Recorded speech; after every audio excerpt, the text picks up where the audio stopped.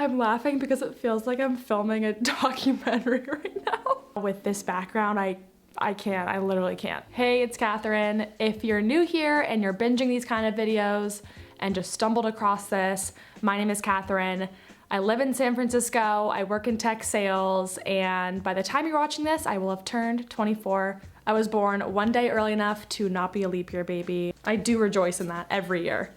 So, a couple months back, I did a video with Shelby Church where she came to SF, she toured my lovely apartment, and she showed you guys what the difference in rent is like between LA and SF. So I thought I'd just, go the extra mile, fill in the whole picture, and show you guys all the expenses in my lifestyle for an entire month.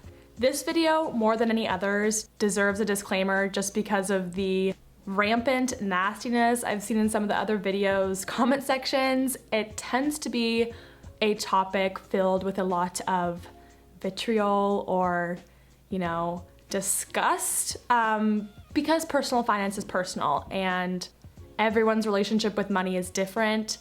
It can be really easy to judge someone, so I did want to set the expectations gently that San Francisco notoriously is the most expensive city in the country, if not New York. So you can't expect my expenses from January to be a good bit higher than what was shown in the videos of YouTubers in LA, or frankly, most of you watching. It's just San Francisco has spiraled into this insanely wealthy, but also poor city. There's an insane wealth gap here, and it's a systemic issue that I won't get into this video, but I am very, very privileged to afford to live here. I am lucky that I'm in a job that does pay San Francisco employees in that role a higher salary to make up for the higher cost of living. And I also do work a full-time job with YouTube, so don't worry about me. I'm not going broke with these expenses. I am saving. I'm gonna be okay. Credit where credit's due. This is Lexi Lombard's video. I DM'd her as soon as she posted it and told her I was gonna make this, and 6 months later, here I am. My overachiever ass decided to take it the extra step and do a full month just because I thought it would be a little bit more accurate than 1 week at a time. So first up, we got my fixed expenses. Can't live with them, can't live without them. The most expensive of which is rent. So I live in a 3-bedroom, it's truly a converted 2-bedroom, but for all intents and purposes, 3-bedroom apartment in San Francisco, and I pay for my own bedroom $1,416.67. Definitely some sticker shock to that number. It is a huge jump from what I was paying near USC in LA. But if you want to see the range of what rents can be in San Francisco, you can check out my apartment hunt video. I'll have it linked down below.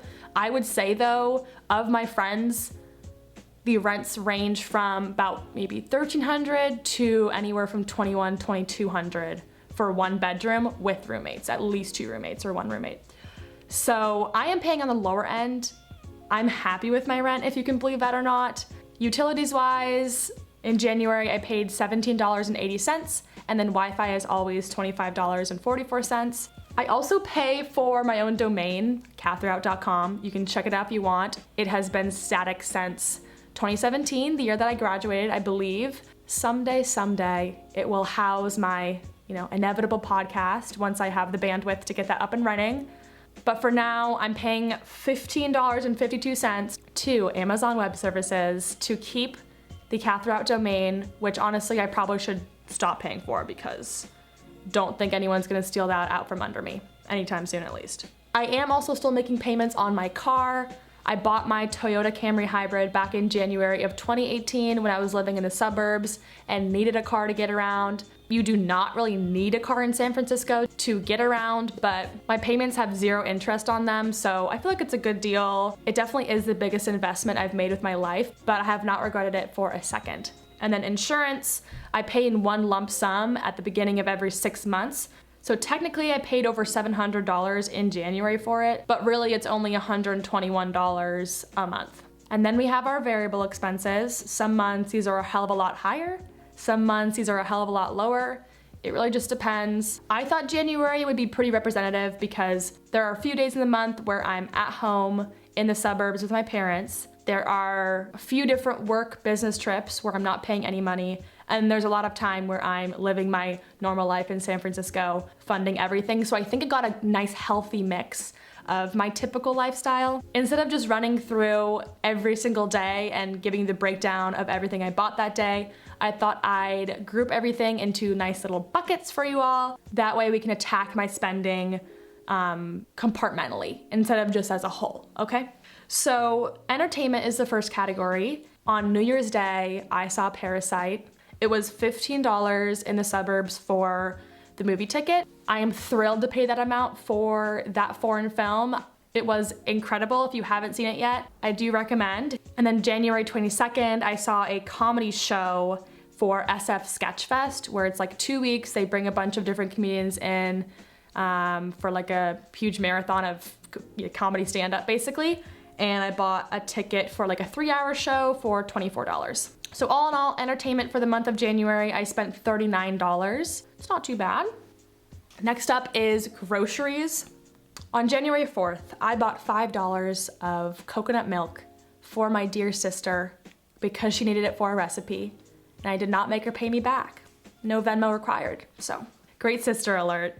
And then on the 17th, I stocked up for my camping trip that I did with my friend Ellie to Big Sur, and I bought $60 worth of groceries for that camping trip to split between the two of us over 3 days. I had never actually been the one buying food for camping before, so I thought this was a good amount. We definitely had more than we needed, I will say, but I used the leftovers the following week on my lunches and snacks and dinners and everything, so it evened out there. And then on the 24th, I finally did my usual Trader Joe's run. Up until that point, I was using my December groceries, so this is when I did my refresh. And I bought $54.59 worth of groceries. But all in all, I spent $119.59 on groceries in 31 days. So then there's food that's not groceries. This is typically eating out at restaurants, occasionally takeout, occasionally drinks, you know, going out, expenses, that kind of thing. New Year's Day, right after we saw Parasite, we got Thai food and it was $19.42. As a benchmark, I would say $20 is reasonable for lunch or dinner in the Bay Area, San Francisco especially. That's kind of the range I shoot for. 15 to 20 is kind of normal for a sit-down restaurant. If you're gonna get Chipotle, obviously it's like, you know, $13 or whatnot, but that's not too bad. Then on the 4th, I got poke. I goddamn love poke. For some reason, I thought that poke was only seafood, but big tip, they have tofu. It's usually very well seasoned at most of the poke places, and those bowls always last me for 2 meals when I get the large size. So I paid $14.75 for a large, and then I split that into my lunch and my dinner so that I wasn't overeating like I usually do. And then the 6th was my first day back to work after the new year, and I did not pack a lunch that day because I had just gotten back from the suburbs, and I paid $3.50 for breakfast at our cafe. Delicious food there. You got breakfast burritos, you have English muffins, you got bagels, oatmeal, fruit, granola, yogurt, omelets, tater tots. This place, it's good, it's reasonably priced. I think $3 for breakfast is pretty dang good, and it is subsidized for employees. It's not free, but it's subsidized. And then lunch, I spent $7, which is the staple price that they put for our lunch because it is subsidized again. And that was just at my office. So then I had a little bit of a bender with eating out, but not for a bad reason. I had a friend in town. Barron came to SF from North Carolina, and I wanted to show him a good time. SF is a surprisingly foodie city. I don't think it gets enough credit for that, but especially brunch is top notch, cannot go wrong. And so we went to Zazie, which is like the most hard to get brunch place. You're gonna wait for an hour plus, but it is gonna be the best French brunch you've ever had. And it was $19 for that brunch. Then we followed that by some free stuff. We went to the park, we walked around, saw some murals, and then we went to El Techo, this cool rooftop bar in the Mission in SF, if you're familiar at all. And I was trying to cut back on my sugar, so I didn't really wanna get like, you know, a Moscow Mule or anything. So I just got ginger beer, which definitely has sugar in it, so I don't really know what I was trying to accomplish this night, but I wasn't really feeling like drinking. So I just paid $4.50 for that drink, but I did take a video of the other drink prices to just show you what the range is. That to me is like the easiest way to tell how expensive a city is by the drink prices. Not that I'm like a huge drinker or anything, but Milwaukee versus San Francisco versus Atlanta, it's all very telling what you can expect in terms of the cost of living there. And then we rounded out the day with the best vegetarian burrito I've discovered in the world thus far, which is Pancho Villa's burrito. $9.40 for that giant massive burrito, unlimited chips, and a phenomenal salsa bar. Feel no shame for that purchase. The next day I took him to Suvla, which is this kind of like fast casual Greek place that is just an SF staple. You have to try it. And I paid $15.19 for my Greek salad essentially, which I did have some leftovers I ate later in the day. And then our dinner for that night was Thai food, and that was $19. So 19 is looking to be the mode of meal prices, I have to say, thus far. So that was the end of the weekend visit. I love to host people. It brings me so much joy. I love the city and I love showing it to people. So that's pretty typical. I'll have a guest usually once a month or once every couple months. Rest of the month was pretty standard. On the 16th, I had a $7 work lunch. On the 21st, I had an $8 cider before a concert, Golden State cider. The 23rd, I had dinner with my friend Maytal before the comedy show that I was telling you guys about. It was $17 for a couple of dishes split, and then they make you get drinks at comedy shows. I am obviously a noob. The only comedy shows I'd been to before did not make you order drinks, but it was a hard 2-drink minimum. They would not leave you alone, and even if you didn't want to get alcohol, you had to get a $9 bottle of water. So you pretty much had no way out. I probably sound like a brat. I should be, helping this local comedy club flourish, but I just did not know that I'd be paying for $18 of drinks on top of the $24 ticket. It just would be helpful to have that on the online ticket itself. It just didn't have that. So $18 there. The next day I had breakfast at work for $2.75. And then that following Saturday, the 25th, I had a delicious bagel for $9.50 on a nice walk I had with my friend Yasi through the city. The 26th, that Sunday, I met up with my girl Wendy, who is also a YouTuber in SF, and I'll have her channel linked down below because she did a video on what she spends in San Francisco if you want to compare her habits to mine. We went to a chai bar, which is just a spectacular idea. I don't really drink coffee, but if I need caffeine, I'll do a matcha or a chai, which is tea anyway, but I got a large chai and it was $5.50, which is the only coffee I got this whole month, so I don't feel that bad about it. And then the last day of the month, I had lunch at work for $7, and then I went to get sushi for $12 with my friend Clara.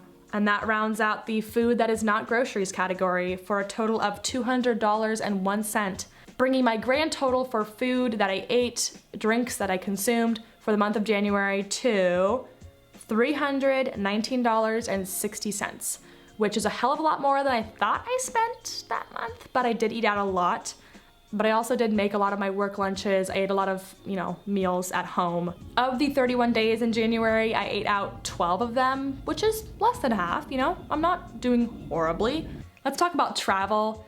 I am, again, very, very privileged, grateful, thankful, however you want to call it. I'm lucky to travel as much as I do. 75% of my travel in January was for work because I am in sales. If travel is an important part of your job and you want to do that, I would look into entry-level sales jobs or sales jobs in general. But actually, the first expense in the travel category was a Venmo to my sister for our Montana trip back in November. So I paid her $130.54 for our rental car that we got and a couple of other random expenses. She claims I broke the strainer in the rental in Montana. I don't recall it, but I just paid her the money, didn't ask questions, sent that to her. And then the 7th through the 9th, I went to Milwaukee for work. I love Milwaukee, has a soft spot in my heart.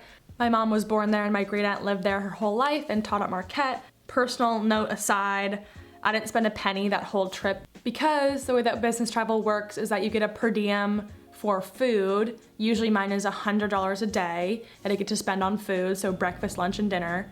And then any transportation costs, your hotel, your flight, all of that, you also expense to the company. So I didn't spend anything then. And then the 13th through the 15th, I went to Chicago for a couple customer meetings. I did spend some of my personal money this trip because I booked a couple of upcoming personal trips, Seattle, Boston, New York. So I was stoked because I had racked up enough points with my business travel to use those rewards points towards my personal travel. That is one of my greatest gifts in life, is that I do get to do work travel. But when you use your points to book travel on Southwest, they accompany this like mandated fee of $5.60. So I had 4 of those for each leg of my Seattle and Boston, New York trips. Then the 18th through 20th, I had personal travel in which I went camping to Big Sur over that long weekend in January for MLK Day. I had booked it 6 months in advance because Pfeiffer Burns State Park books out fast. But camping is so cheap. It's like 30 bucks a night. I had already paid that amount in August, so I didn't include it in this total, but it was a zero expenses trip because the groceries money was all I spent. Like, we hiked, we cooked, we sat around the campfire. It was divine. It takes a lot of planning to go camping and a lot of gear, but fortunately my parents have this reserve of camping stuff because that was our #1 vacation growing up. And then the last trip of the month was the 28th through 30th. I went to Utah for work. So again, all expenses were paid on this trip by my company. Thank you. That brings the personal travel expenses to $152.94. As far as health expenses, I get $25 taken out of every paycheck towards my healthcare via Aetna, and I have 2 paychecks a month. So $50 a month towards my healthcare. Plus I put in of my own money $150 towards my HSA because I have some upcoming health expenses that are gonna kick my ass. I'm getting ready for them, but I am trying to plan ahead and use the most tax-free money I can because, woo, I've been a little bit in shock this year. I'm starting to wake up to the reality of the healthcare system in the US. And then I did pay for 1 core power class. It was $32. I was supposed to use the free trial, but I messed up and they ended up charging me and I didn't refute it. So I just paid that amount, which I don't mind. The rest of the time, I just use the gym at my work. Thank God for that. It is so nice and so easy. We love tech companies. So summing that up, I had a total of $232 spent on my health for January. Transportation-wise, I feel like I have a good handle on my commute and my transportation expenses. Otherwise, I do feel like I am pretty conservative with my spending in this area. You know, sometimes Lyfts and Ubers are 10x more convenient than the bus ride, and in that case I take them, but I do a lot of walking that you won't see in these expenses. I have, on January 6th, a Lyft home for $5.33 because I had a lot of packages to take home from work after winter break. And then the 11th, I took a $2.50 bus to therapy, and I walked home after that. Next day, $4.50 shared Lyft to Thai food. And then January 16th, I took a bus 3 times, went to work, and then 2 ways to therapy at night. And then Ubered back to my parents' house for $7 because they refused to pick me up. You know, it's fine. I would say we're missing half of my transportation with those expenses because I do a lot of walking. I enjoy my walks, but the grand total was $82.92 over 31 days. It's a little bit under $3 a day for transportation, which I consider very affordable. SF doesn't have the subway system a New York or a Boston would have. I mainly take buses around the city. There is a little bit of underground trains, but it's good enough to use. It's not something that I avoid. I take it as my first option, and then I'll take a Lyft as my second option if I miss the bus or something. And then it comes to my savings, which is money out of my pocket. It is an expenditure for me, but it is the best kind of expenditure because there is no consumerism attached. I'm simply saving money for the future. And that month I put $2,000 into my Wealthfront account, which is a high yield savings account that I literally never used until like a couple months back when I finally had money to save after moving up here. And then I also always put 9% of my income into my 401k. That percentage fluctuates, but I could go into my UltiPro account and figure out what that amount was, but then I also put 25% of my paychecks at my company towards our stock, which is a great investment plan because our stock has been doing phenomenally. I am super happy with it. So 25% there and then 9% to my 401k. So I'm not gonna give you those dollar amounts, but that is definitely an extra, you know, at least $1,000. So since we're talking money, before I do the grand reveal of the total of everything, it is tax season, it is upon us, and looking at all of these expenses, you know, I have to report a lot for my self-employment, you know, YouTube business. I have, you know, taxes to claim for my full-time job. There's a lot here now that I'm looking at my expenses. I was putting it off until H&R Block reached out to me, wanted to collaborate on their new tool, which is Tax Pro Go. You might have seen a commercial. If not, they just rolled it out on January 2nd. So it's new, it's fresh, and it is clean. I'm using it online, but you can also get it in store at Walmart. It's completely unique to anything I had done before. It's their virtual solution, and I'll show what it looked like for me to use it, but it almost felt like I had skipped past a section of the Tax Pro Go tool because it took so little time.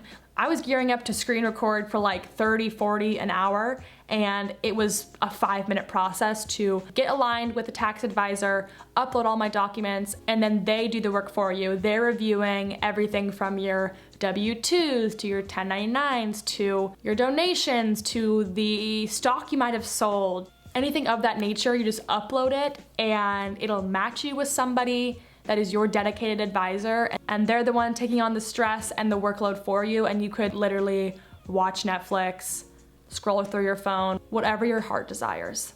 Quite frankly, I didn't have time to put in my information this year. It has been a very, very busy quarter at work for me where I can barely fit in the time for YouTube, which is the top thing on my mind. So usually taxes fall, you know, a little bit lower. And the only reason you're seeing this video is that I had those extra spare hours to edit my last video and start filming this one. And I actually didn't know this until I told my mom that I was working with H&R Block, and she said that my late grandma actually worked part-time for H&R Block for like 10 years during tax season. So I have an even more intimate connection with H&R Block. It just feels right, feels like they've matched me better than a dating app could ever. And by watching this sponsored content, you just earned yourself 20% off Tax Pro Go from H&R Block. The code for 20% off is 90628. I don't expect you to remember that. It's not my zip code, so I'll have it linked below for you to check out as well and get started there. And now for the grand freaking total of my January spending. I didn't want to do this until I filmed the video so that you could get my honest reaction. Dun dun dun dun. It is $5,934.39. Taking out my savings because it doesn't really feel like an expenditure, it comes out to $2,934.39. Much more reasonable. I think there were some influencers that spent more than that in a week, so I'm not feeling horrible. Let's round it up to $3,000 a month, which again, I'm very, very lucky to have an income that affords me this lifestyle where I can live in, you know, a city that I love and get to eat out, and I'm not feeling horrified. Maybe some of you are. I'd love to hear your favorite category to spend on in the comment section. Let me know if food is your favorite. Is it transportation? Is it travel? Is it entertainment? In the least consumerist way possible, what is your favorite thing to purchase or invest in every single month? Thank you so much for watching. I will see you all next time, and Katherout.